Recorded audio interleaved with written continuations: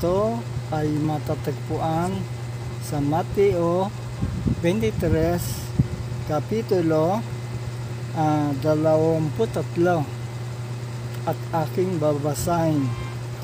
Sa aban ninyong mga eskriba at mga pariseo, mga paimbabaw, sapagkat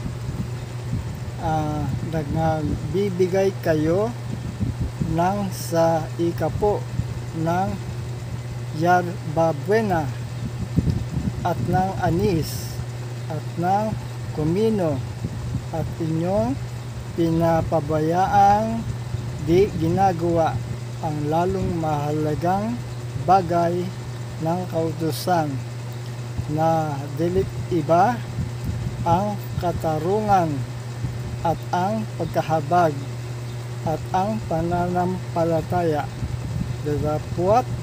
Dapat sana ninyong gawin ang mga ito, at huwag pabayaang di gawin yaong iba.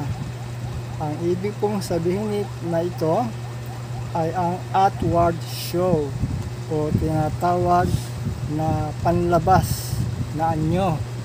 Ito ay matatagpuan sa Mateo 23 at 23.